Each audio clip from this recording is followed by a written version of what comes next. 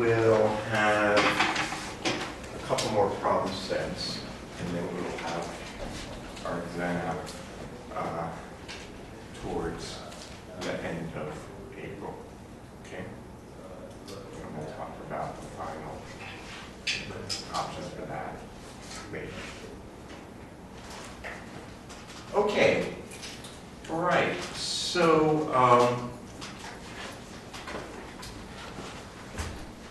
so last time we were talking about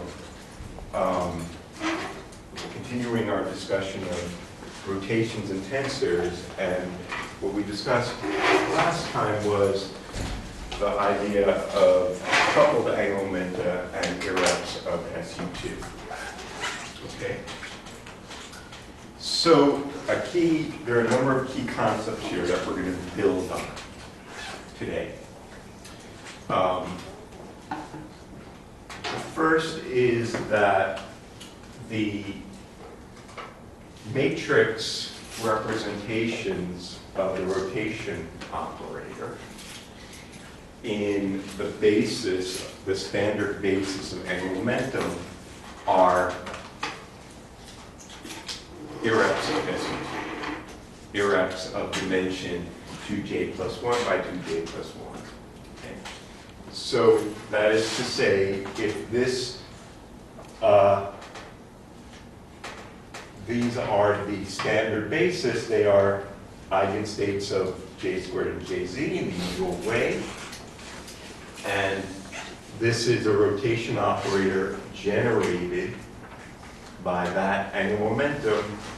Then this is an irrep, and we just rotate one of the basis vector into a superposition of others for a fixed j. Okay? So that's one factoid. We further discussed that if you have two angular momenta, and we start now looking at joint Hilbert spaces. So now I'm looking at the situation where I have two angular momenta, J1 and J2, and I'm looking at the joint Hilbert space of both of them, which I could write as a tensor product of the Hilbert spaces associated with each of the angular momenta. Or equivalently, I could think of it as a bunch of subspaces. That's what the direct sum is. It's supposed to be the direct product. Subspaces, each subspace associated with a certain amount of total angular momentum, J, which ranges from the minimum to maximum value in integer units. Okay? And we, of course, know we have two kind of standard bases for describing such a joint system. I can think about the product basis, which are the simultaneous eigenstates of these observables. And that's sometimes known as the reducible basis for reasons that we discuss and we'll review in a moment. Or we could look at the this basis, which are the eigenstates of these observables, right? They're the eigenstates of the total angular momentum. And both of them are complete orthonormal bases on this Hilbert space, right? So both of them can be used to write resolutions of the identity on this joint Hilbert space, okay, for a fixed J1 and J2. I mentioned that Hilbert space is 2J plus 1, 2J1 plus 1 times 2J2 plus 1. And of course, to go from one basis to the other, we know how to do that by just inserting the resolution of the identity. And the coefficients that describe how we go from one basis to the other are the Clapeyron coefficients. So this is just writing it out formally in terms of the resolution of the identity, but we rarely do it this way because we just kind of think about it in our heads that what this is, the idea is I'm coupling together two angular momenta. So I want to couple together angular momentum J1 and J2. And to do that, I need the Clebsch-Gordan coefficient. And this is the shorthand that we're using, the notation for the Clebsch-Gordan coefficient, where we're not repeating these eigenvalues because they're the same. We don't need to write them twice. Is that clear? So this is the coefficient that represents going from the product basis, the reducible basis, to the irreducible basis. And it's a real number, so it doesn't matter whether I write it as a bar or k. Okay? And those are the Clebsch-Gordan coefficients. So this is the important equation for how you couple together two angular momenta to get a total, and I can say the total angular momenta. Okay? Or we can go the other way around. If I have a product basis, that product basis can be expressed in terms of superpositions of the irreducible basis. Okay? So this is taking a product, the product basis, and going to the, it's the same expansion, is that clear? But over sum now over these guys. And of course, it's important to keep in mind the very important, what we call selection rule, for reasons that will I re-emphasize soon, that these Clebsch-Gordan coefficients satisfy lots of properties, but the most important of which is that this vanishes unless the total projection M is the sum of the individual projections M1 plus M2, and that the total angular momentum J lies in the proper range here. Okay? Right. So further we discussed last time the idea then that I can look at the different ways of writing representations of the rotation operator depending on whether I looked at it with respect to the irreducible or the reducible basis. So I can think about individual rotations acting on each of the subsystems. Take the tensor product of that. That is a representation of SU2, but it's not an irreducible representation. It can be written as different blocks acting on each of the irreps. Okay? Keep that in mind. Come back to that. So, one way we saw this is, and we're going to pick up on this today as well, is, for example, we showed last time that there is a relationship between the YLMs and rotation matrices. Okay?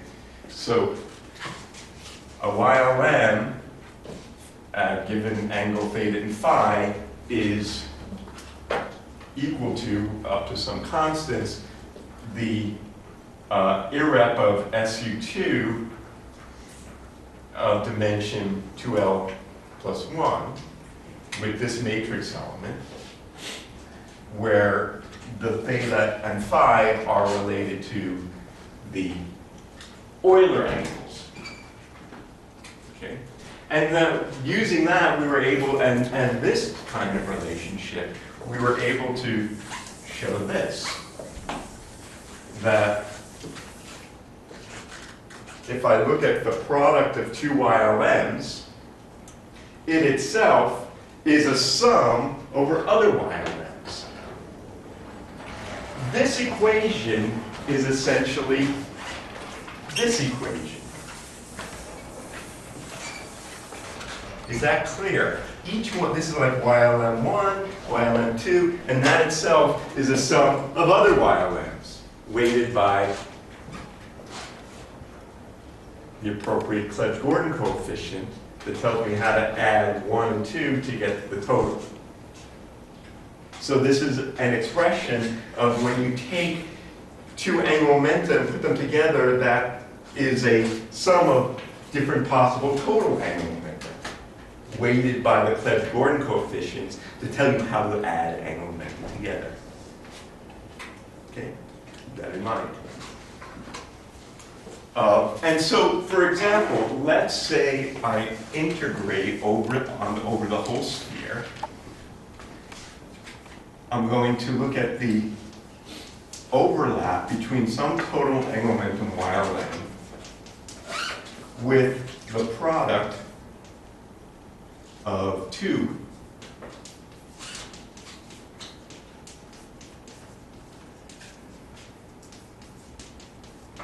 How would you do that integral? Exactly. So we know that this itself is reducible into other y lengths, right? So I plug that in. And then I get, gosh, actually, I think I forgot one. There's another, in this particular case, yeah, excuse me. There's another piece in this. It doesn't really matter for when we just put it in.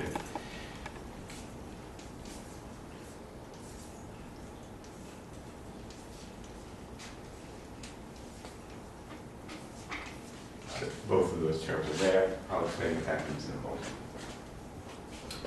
moment.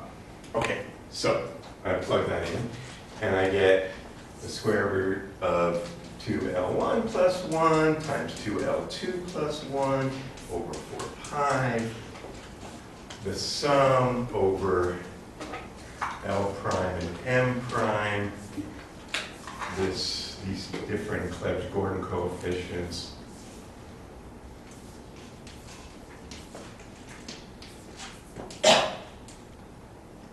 L prime, M prime, L1,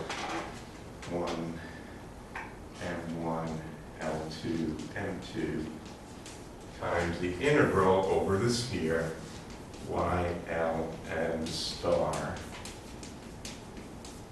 I, L prime, M prime, right?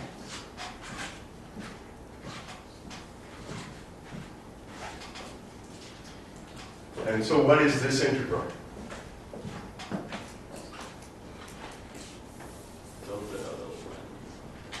Delta LL prime, delta MM prime. Both have to be equal. So, what we find is that this integral is something I'm going to call the following. L,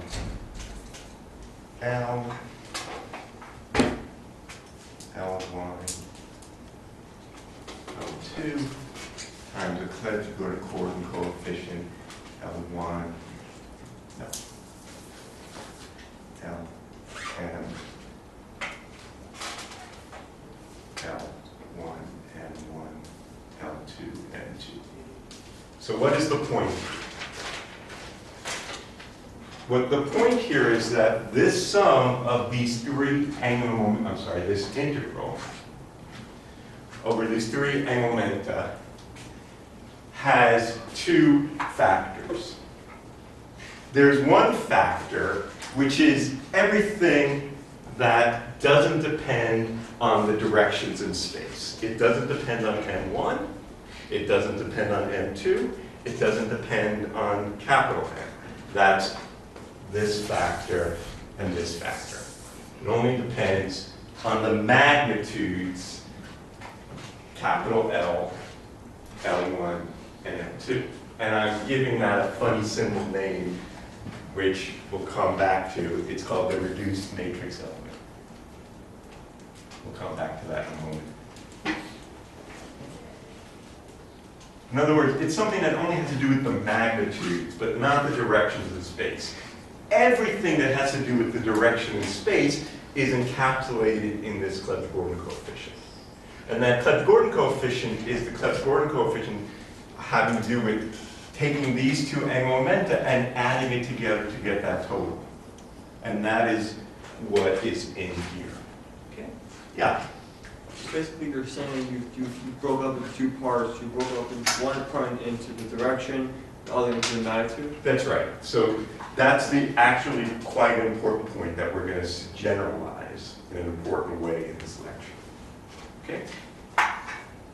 This is an example of the Wigner-Eckhart theorem, which we're going to write in its generality today, I hope.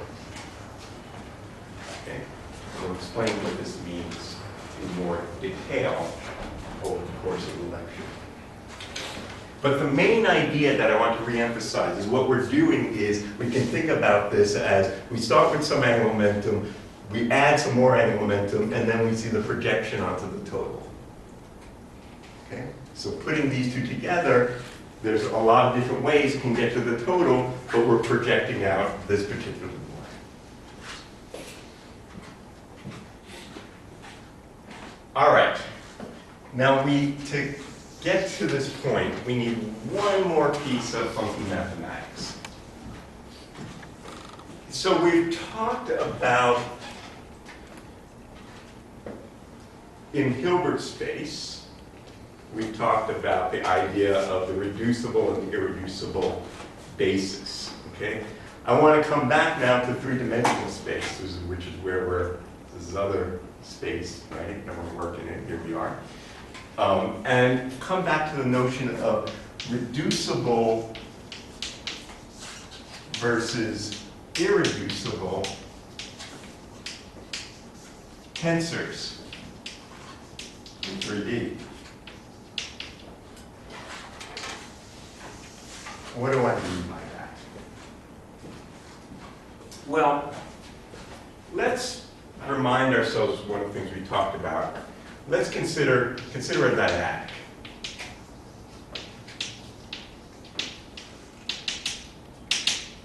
Okay? So I have some tensor, which is the outer product of two vectors. I'll just write it. This is like this. So see that? This is my tensor product. Or think about it as an outer product. Okay?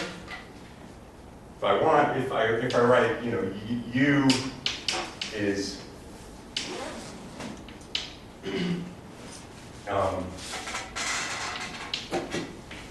a vector which has components U sub I with respect to this, and V is a vector which has components V sub I. Then the tensor T has components Ui Vj, and these are the basis tensors. They're like Bras and Kets. Okay? And this is my Tij. Now, just keep this in mind. You kind of see in the relation that we had to what we were talking about with Hilbert space, that this is a reducible basis. It's not an irreducible basis. I'll explain what I mean by that in a moment. But just like we had the product of Jm and Jm for this, when I have the product of these two, this is not an irreducible tensor. We need to we're going to talk about that, because irreducible tensors have special properties with respect to rotations. So what do I mean by that? So what we meant by a reducible representation of SU2, or any group for that matter, was this notion that if it was reducible, there were blocks, and those blocks didn't talk to one another. That there were little subspaces which only rotated into each other but didn't rotate into the other pieces. We reduced it. I claim this is a reducible tensor. Reducible. Why? Well, let's take a look at that. So,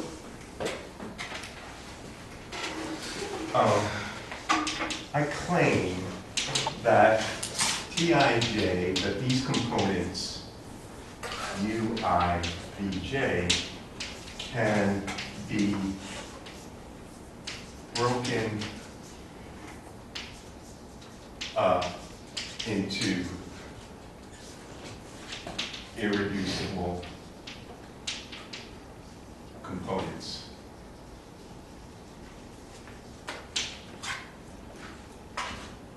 How would I do that? Well, let's just, I claim that there's a scalar piece.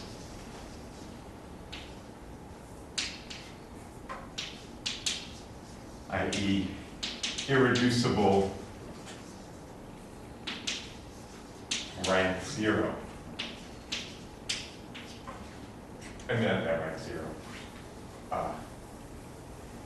Yeah, irreducible rank 0. That's what I meant. Let me explain what I mean by that. And what is that piece? Well, that's you, not me. That's a piece of this. Okay? There's a vector piece.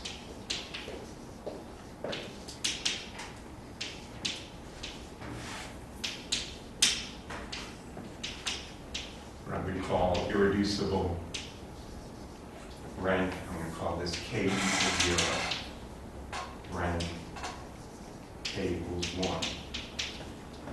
How would you make a vector out of two vectors? Cross product! Awesome! There's a piece that looks like this.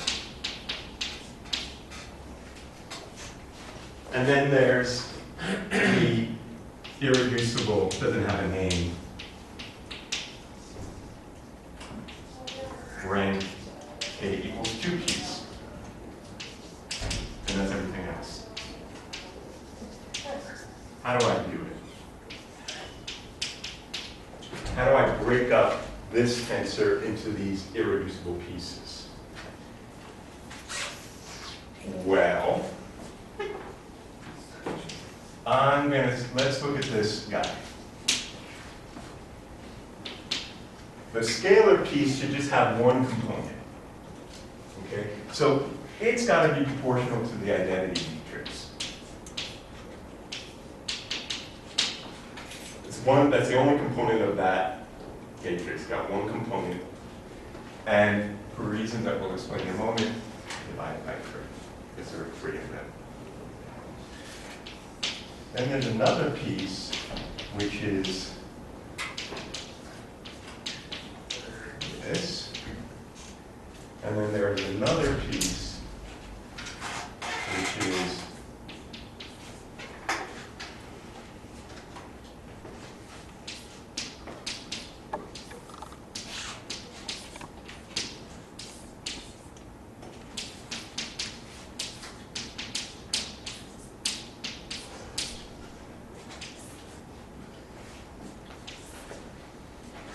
so I claim that I can break up my tensor into these 3 pieces. This is a tensor that is, I'm calling rank 0. This is a tensor I'm calling irreducible rank 1. And this tensor has irreducible rank 2. So, firstly, let's prove that in fact this is correct, that the left-hand side of the equation equals the right-hand side of the equation.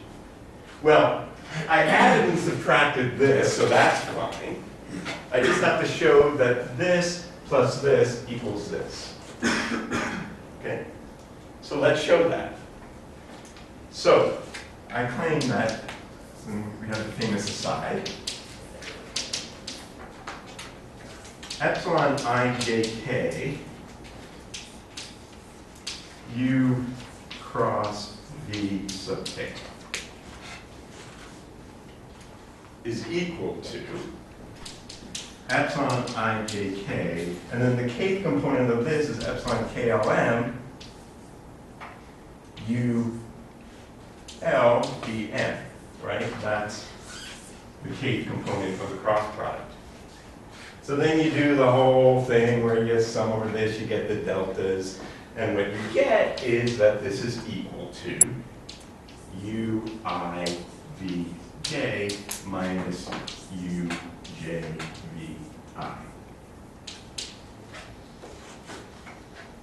Okay?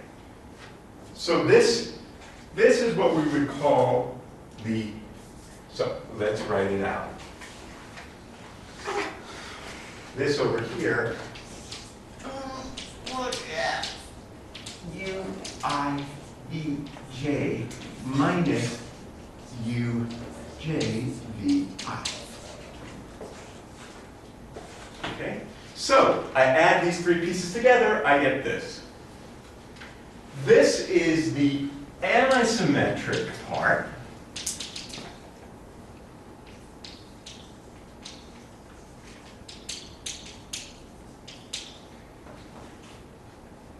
Of the tensor. So I take the tensor and I flip its indices and I subtract it. The anisymmetric part is this. What is this? This is equal to 1/3 U11 V11 plus U22 V22 plus, or Vx Ux Vy Uy UZ VZ, right? That's the dot product. And what is that? That's the trace. So this is 1/3 the trace of the tensor. Yes, Stephen? Where does the 1/3 come from? I'll explain that in a moment.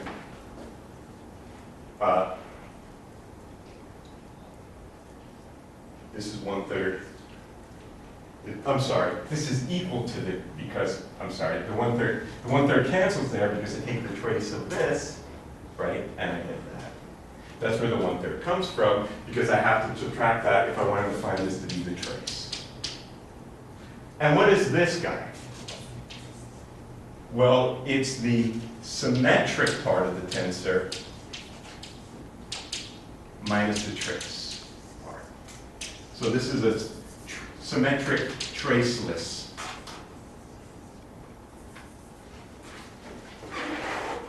Okay, so I've broken up this tensor. Generally, if I have an arbitrary tensor, whether it's dyadic or not, I could break it up into these three pieces.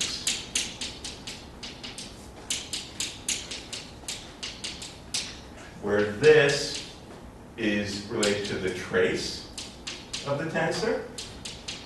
This is the anisymmetric part.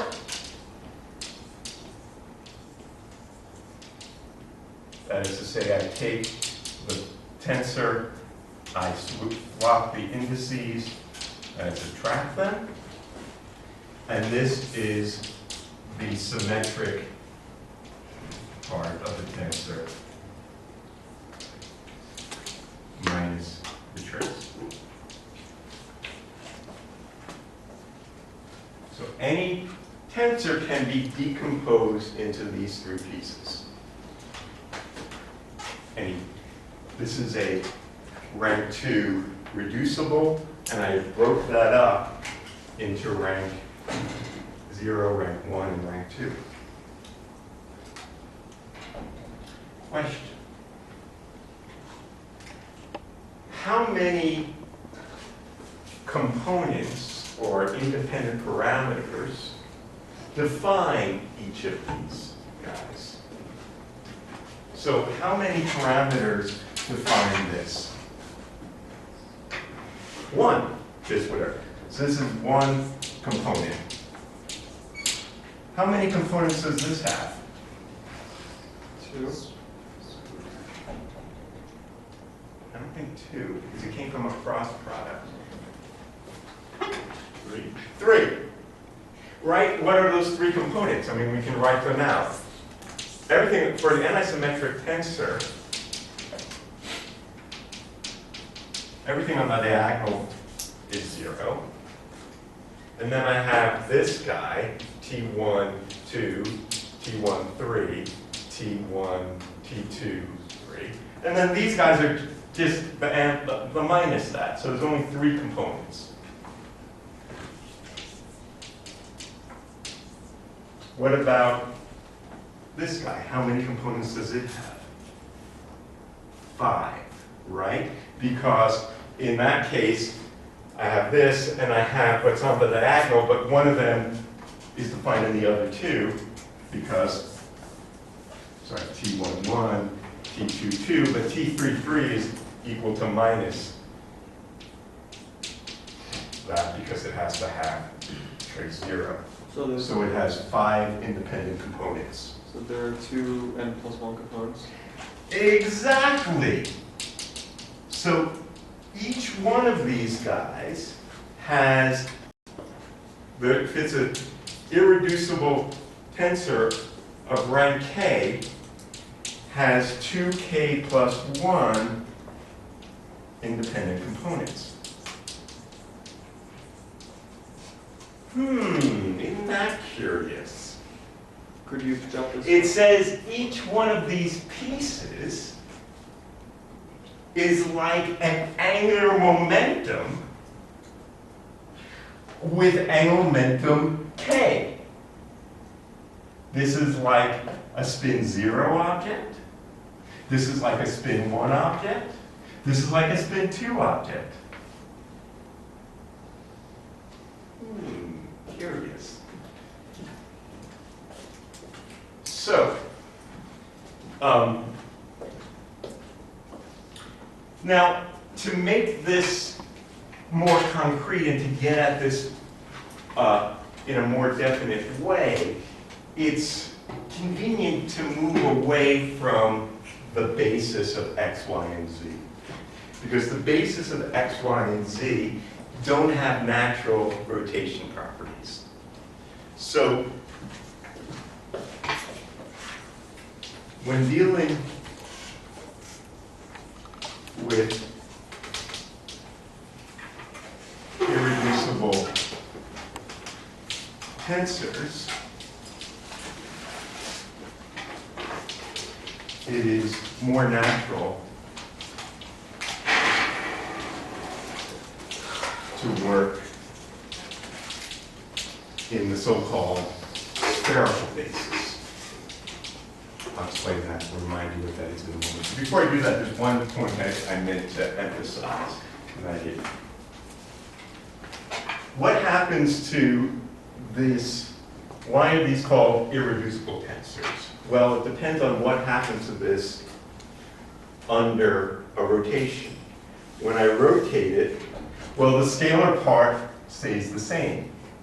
The vector rotates into another vector, and the irreducible rank 2 reduces into another symmetric traceless tensor. So these three pieces don't talk to one another. They don't mix into one another under rotation. That's why they're called irreducible, because they are not talking to one another under rotation. Okay? All right, but to understand this better, it's much more convenient. Well, not always. Sometimes we work in the Cartesian phase. Oh, by the way, maybe I should say one last thing. What about if I had an attic of 3 guys? Well, then I'm going to have more. It's like adding 3 angular momentum together. And all the higher order irreducible tensors are symmetric traceless. So a symmetric traceless tensor is an irreducible tensor. Once we get rid of the anisymmetric part and the trace part, we're done. Everything else is. Okay, back to this. Okay, so what's the spherical basis? Well, the spherical basis, we call it EQ. Q can be 1, 0, or minus 1. And it's defined such that E plus or minus 1 is x plus or minus I y over root 2. And it has this phase convention out front that's annoying up there. And E0 is the z-axis. Okay. And these, why do we care about these basis vectors? We care about these basis vectors because they are eigenstates of rotation around the z-axis. So if I rotate this vector, it comes back to itself. with a phase.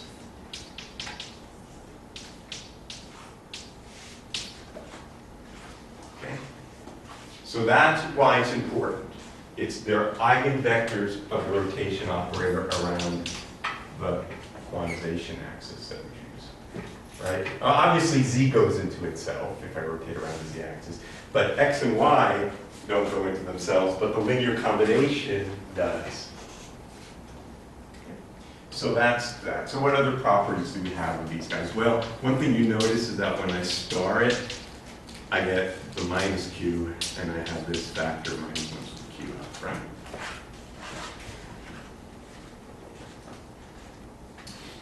This is on an orthonormal basis with respect to the inner product on complex vector spaces.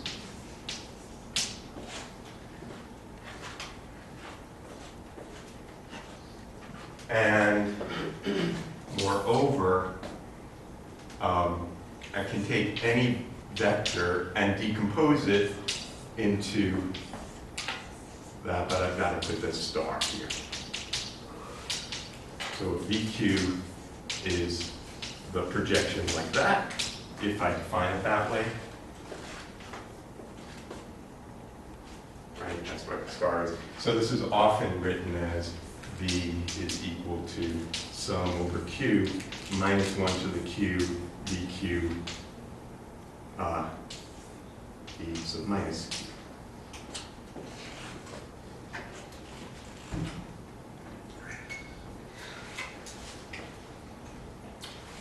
All right, now, the fact that the spherical bases are eigenstates of rotation around the z-axis gives them a spatial relationship to the rotations we like to use in quantum mechanics, where we choose the z-axis as a special axis. So let us consider the components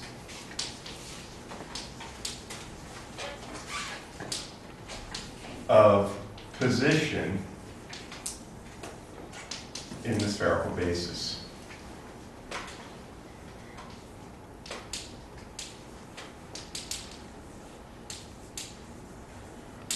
Okay, the spherical basis shouldn't be confused with spherical coordinates. It's a different basis, not r hat, phi hat, and theta hat. It's just what it's called. All right. So let's call x of q the component of this position. So x plus 1 or minus 1 is equal to minus or plus x plus or minus iy over root 2. And x0 is z. Right? Now we've seen this many times before. If I re-express these now in terms of spherical coordinates, where x is r sine theta cos phi, y is r sine theta, etc. This is equal to minus or plus r sine theta e to the plus or minus I phi over root 2. And this is equal to r cos theta. Now, I remind you, recall, y1 plus or minus 1 of theta and phi is equal to minus or plus the square root of 3 over 4 pi sine theta e to the plus or minus I phi. And why do I remember this? Well, I assume we want to remember, but is equal to 3 over 8. No, this one's 8 pi. See, I didn't even get it right. This one's 4 pi. Cos theta. Showing off, and I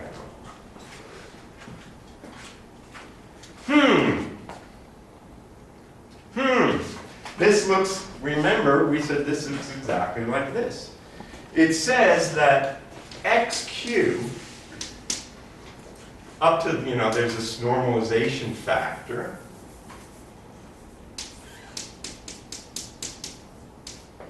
R to the power 1, y 1 q of theta and phi. The three components of position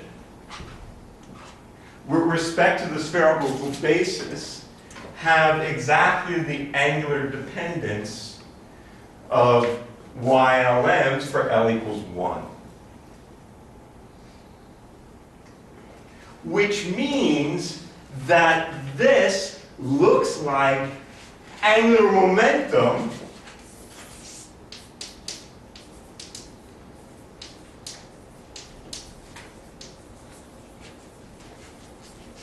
in quantum mechanics with L equals 1.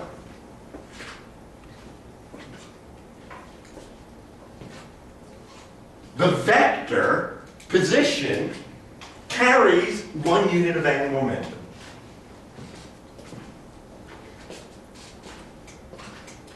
Now, how do the components x sub q transform under a rotation?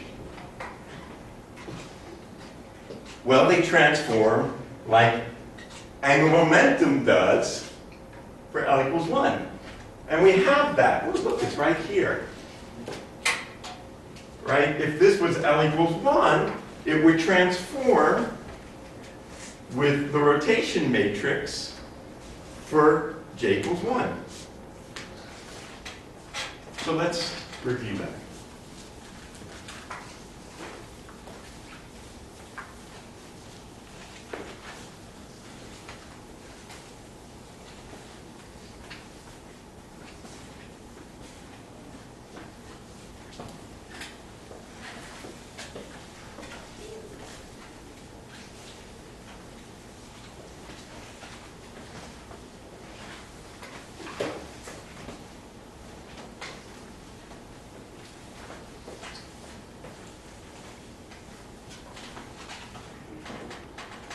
All right, so I'm going to define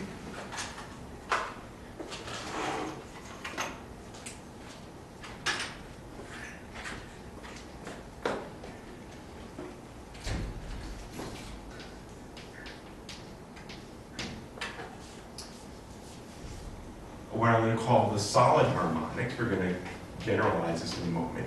But let's talk, I'm going to call it the solid harmonic y1 q of position as r to the power 1 times the y1 q. Okay, okay.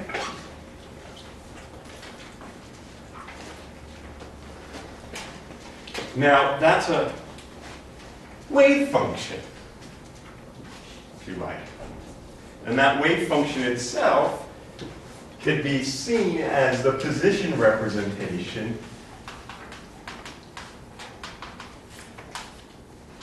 of that angular momentum. Right?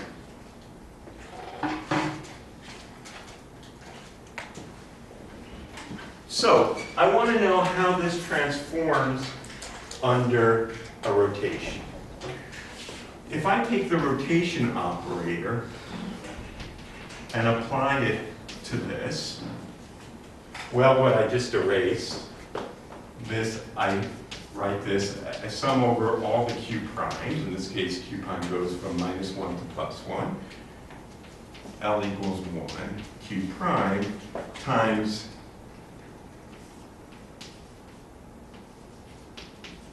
the rotation matrix when we put in the bras and cats. Okay? So now let me look at,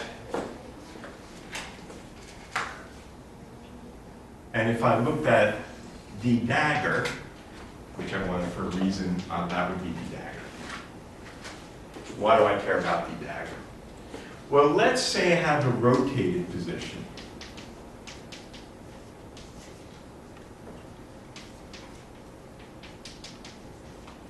So if I have this is the position vector that's rotated by that, whatever, from this position to that position.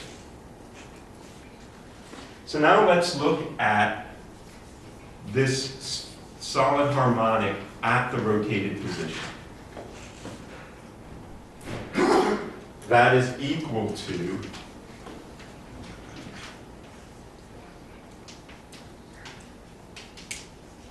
that, right? It's the wave function at the rotated position, but this is the rotated position. So I take the, and that's why I wanted the dagger. And that is equal to, put that in, R L equals 1, Q, D dagger, 1, sum over Q.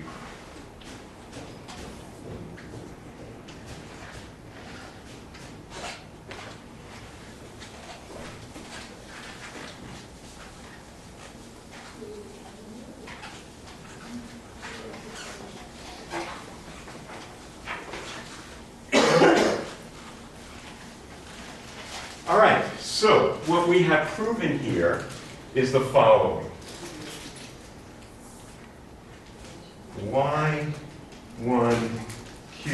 at the rotated position is equal to the sum over Q prime Y1Q unrotated the dagger 1 Q prime.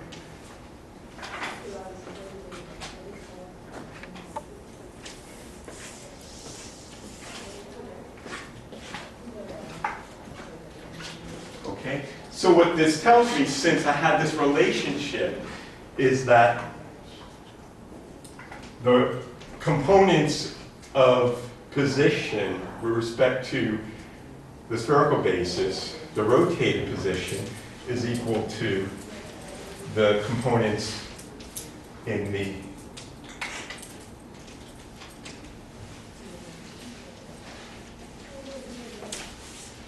so this is how the components of the vector transform. They transform not according to the usual SU2, but SO3, but the irreps of SU2 of rank 1. Those are 3 by 3 matrices.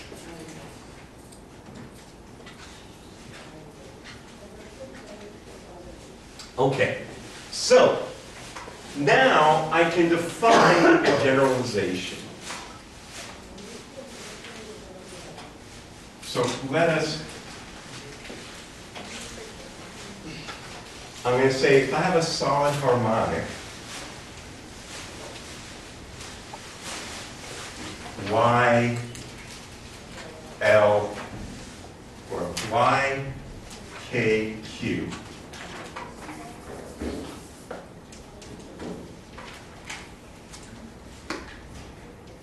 of X is R to the K, Y, K, Q of theta and phi.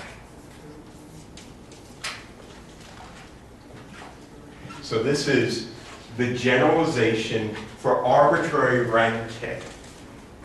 This thing transforms, there are 2K plus 1 components,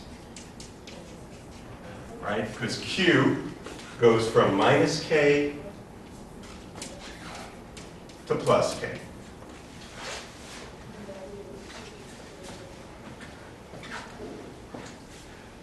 These are components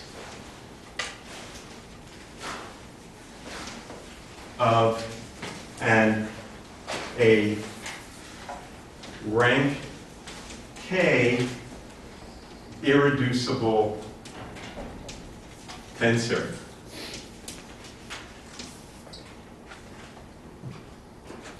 Here we had 3 components of a rank 1 irreducible. If K was 2, how many components are there? 5, right? Just like we were talking about. These are just different polynomials, different linear combinations of that traceless. If I had X tensor X, and I looked at the traceless part, symmetric, I would get these 5 components. And they transform as follows. This guy, at the rotated, rotates y, k, q prime, d, dagger, k, q prime, q. Q prime goes from minus k to k. That would be it.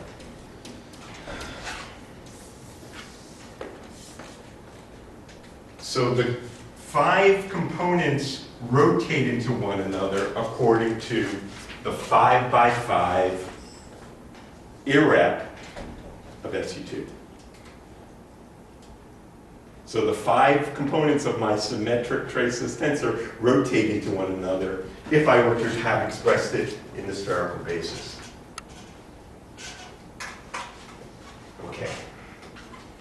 One more piece.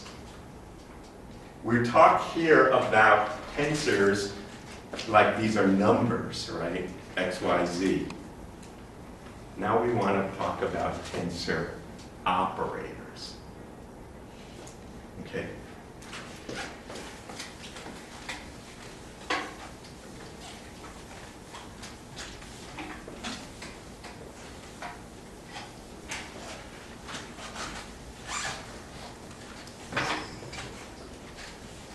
Oh, I guess there's one last thing before I do that. I should define this. I can generally, before I get to the tensor operator, there's one last thing I have to say. I can define, for example, where I can plug in any vector where this is equal to this, where the position is then set to the components of that vector. And this thing transforms the rotated vector, add value of the rotated vector,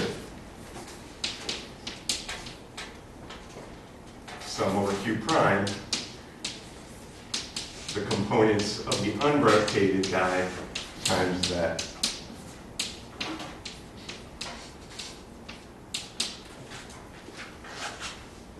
So those are the components.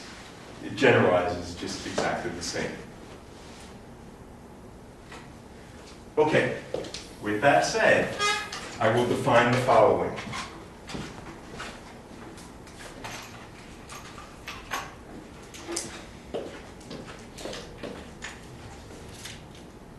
Consider a position operator.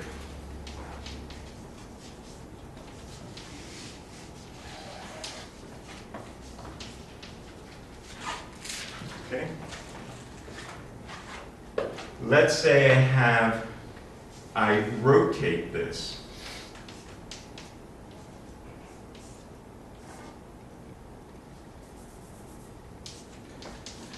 This is my rotated position operator. Okay. So that, what I means to say is that if I take each of the Q components, well, what we do know is this. With respect to the Cartesian basis, this rotates according to this, right? This is, sorry.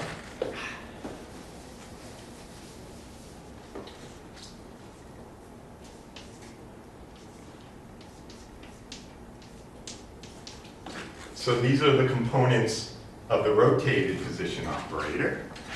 And it's related to the components of the unrotated by the rotation matrix, right? So now I ask you the following. What are the components of the position operator with respect to the spherical basis? Well, here it is.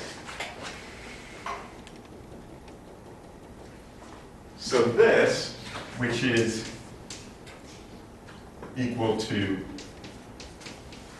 this, the rotating, is related to the old ones through x cubed prime v1 q from q.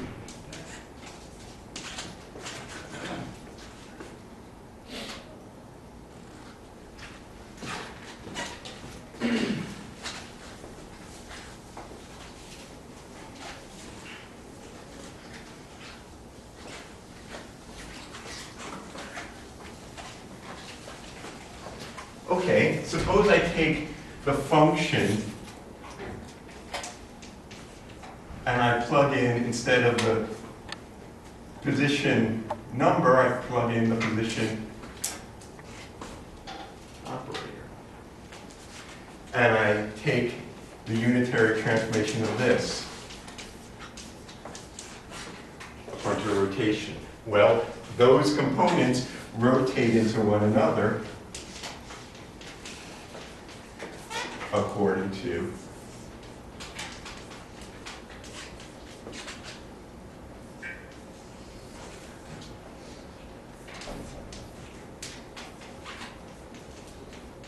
that.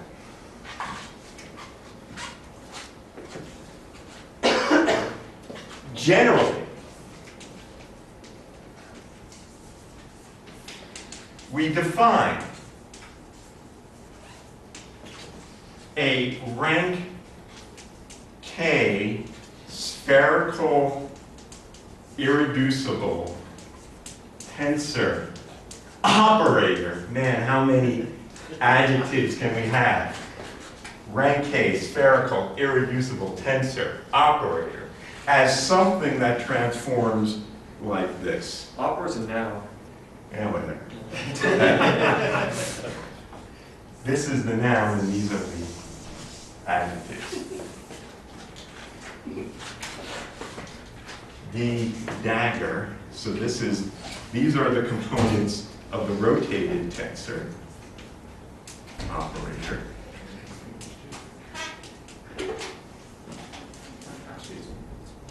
As something that transforms like the solid harmonics. Anything that rotates like the solid harmonics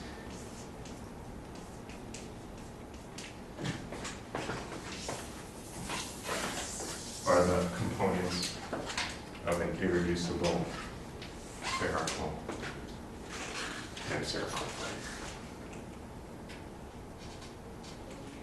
Now there's a lot of math here, but what is the essential piece of physics that we want to take away from this? The essential piece of physics that we want to take away from this is that these objects, a rank K spherical, a rank K irreducible tensor is like an angular momentum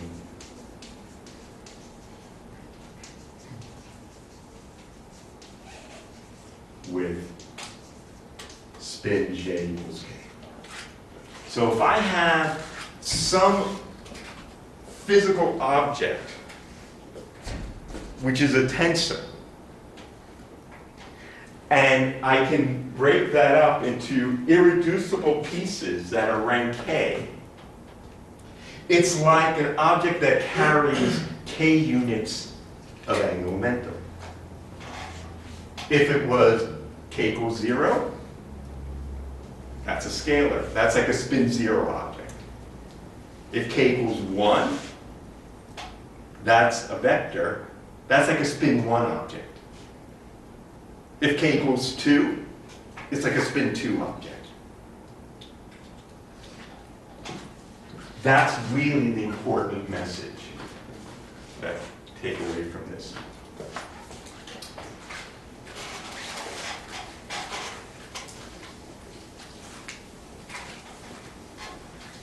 And now we come, oh, let's do that.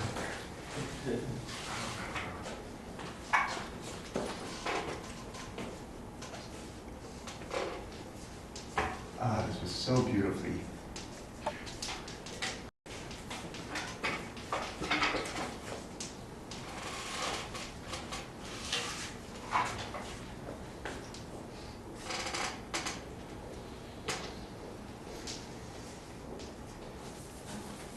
Okay, so we have this. Let's leave it there because I want to consider the following thing. Okay? Suppose, so now what we're going to talk about is the Wigner-Eckhart theorem, which is really what this was all about for all reasons.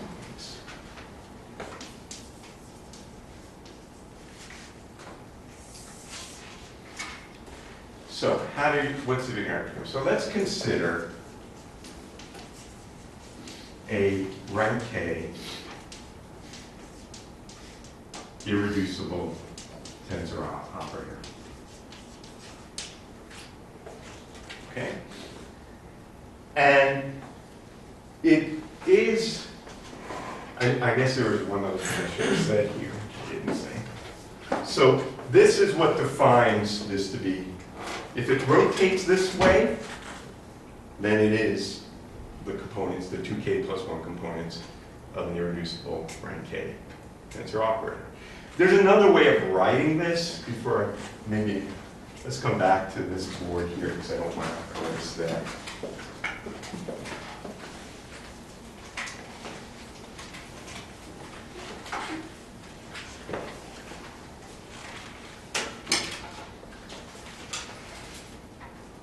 So by definition, this guy is a tensor with respect to rotations if it satisfies this property.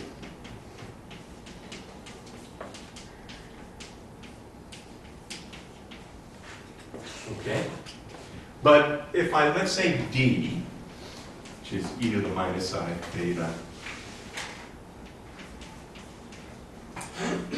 let's look at this at near identity.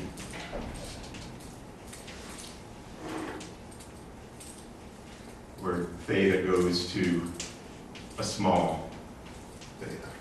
So this becomes approximately 1 minus I. Okay. Then I claim that there's an infinitesimal form of this, which is the following.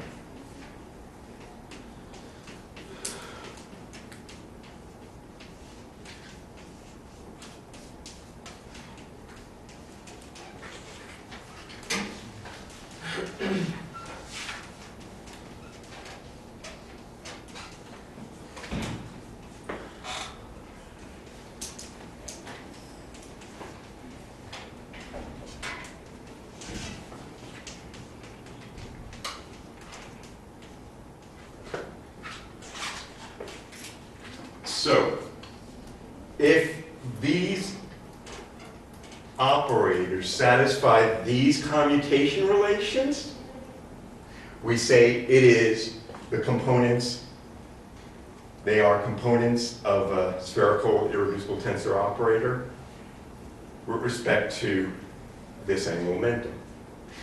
It's kind of a cool relation. This looks like their eigenstates with eigenvalues Q. And this raises and lowers by Q1. It's just like they're like components of angular momentum, like an operator land. What came first? This or the Oh, this is later. The chicken. Or the egg. Anyway, all right. So we consider a rank Q tensor operator, so it satisfies the appropriate commutations or rotates appropriately. So we can do this with respect to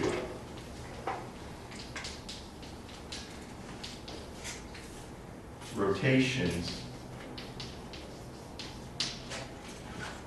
generated by J. Okay. Secondly, consider standard basis.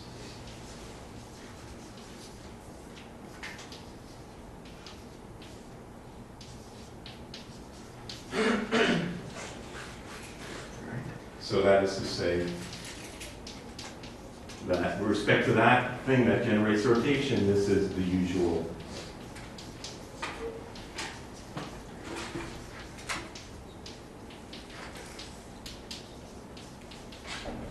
JC.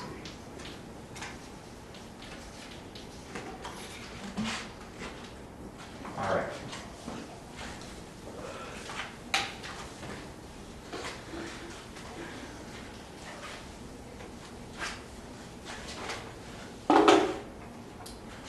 So let's consider the following matrix element.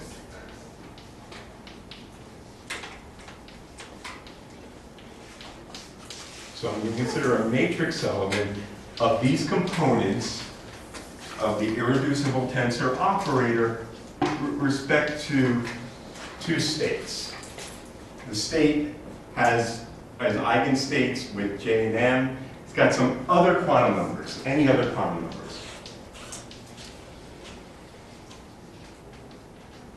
So this could be, for example, the principal quantum number of an orbital. Okay? And some other state. The Wigner-Eckhart theorem, also known as WET, is equal to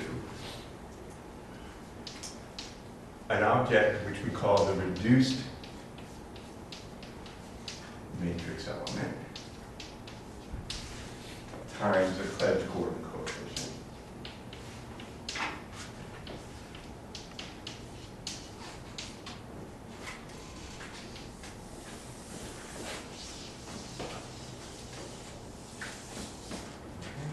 So this is just this.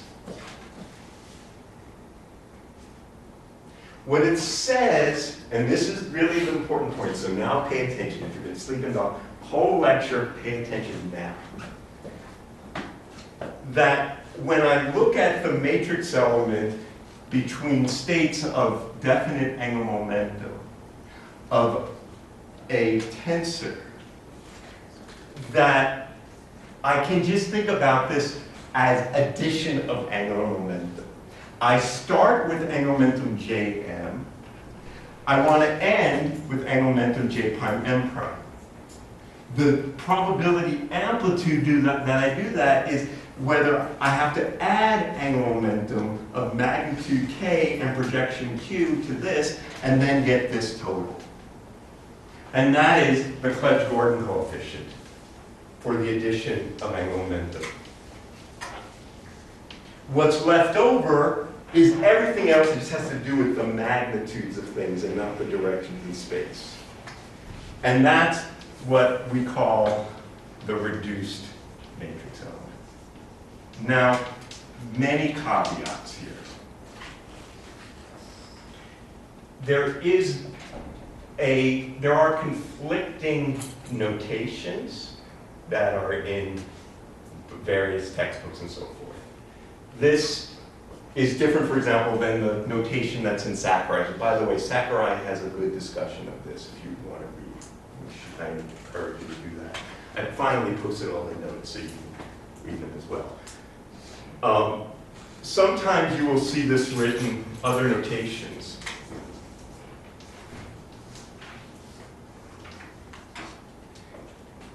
That this will have a square root of 2j prime plus 1.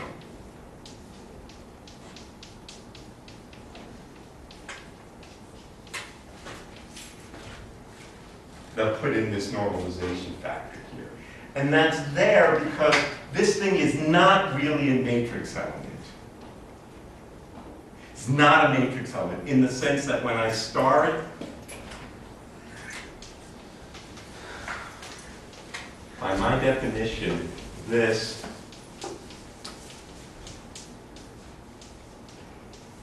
star does not equal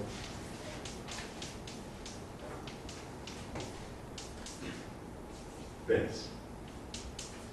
Okay, so be careful. This is just the stuff that's left over that's not the Clebsch-Gordan coefficient. Okay, I just prefer this notation because it's in the spirit of what the Wigner-Eckhart theorem is. It just says that this matrix element is the addition of angular momentum and then the rest. Okay? So the way that one would typically calculate this is you would calculate it for some particular choice of m, m prime, and k, get the actual thing, get the Clebsch-Gordan coefficient for that particular choice of m prime, q, and n, and then divide by the Clebsch-Gordan coefficient. And then you have it for all other values of n, q, and n prime, because once you did it once, you did it for all possible combinations. Okay?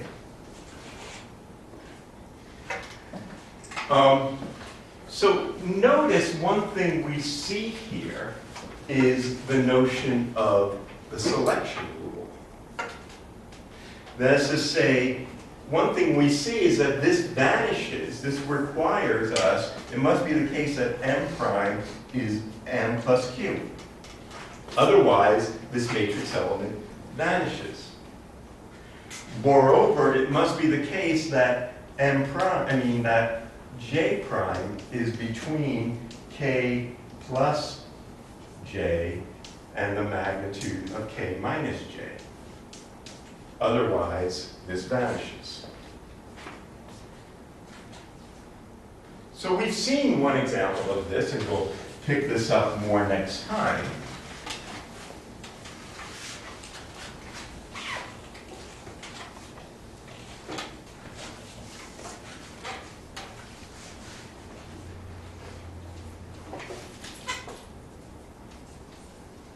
The dipole matrix element.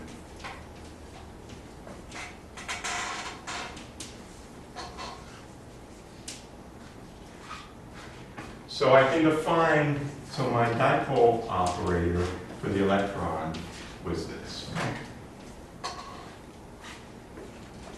And I could look at d sub q.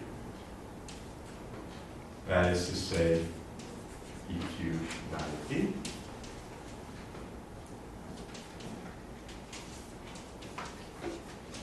Right? Where this x plus 1 or minus 1 is minus or plus x hat plus or minus I y hat, and x0 is z hat. If I look at the dipole matrix element, say for example,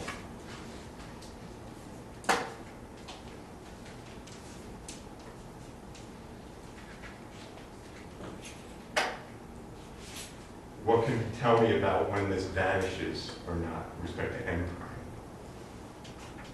Well, this says that this is 0 unless m prime is m plus q. That's what we just had, because this thing is proportional to the Clebsch-Gordan coefficient adding 1 unit of angular momentum with projection q to the, so I start in the ground state, say, that has this angular momentum. I add 1 unit of angular momentum with projection q, and I end up in the excited state with this amount of angular momentum and that projection of q. And that will, this matrix element is 0 unless, this is proportional to, not alpha, unless m prime is m plus q. because this vanishes. So for example, if this were along the z-axis, well then m prime has to equal m. If this was circularly rotating around the z-axis, if it was right-hand circularly polarized with respect to the z-axis, I have to increase m by 1. If it's left-hand circularly polarized, then I have to decrease m by 1. By the way, why did I say this was 1Q and not 2Q or 3Q? Because it's rank 1. The photon is spin 1. That's why the photon is spin 1. The photon is spin 1 because it's a vector in 3D.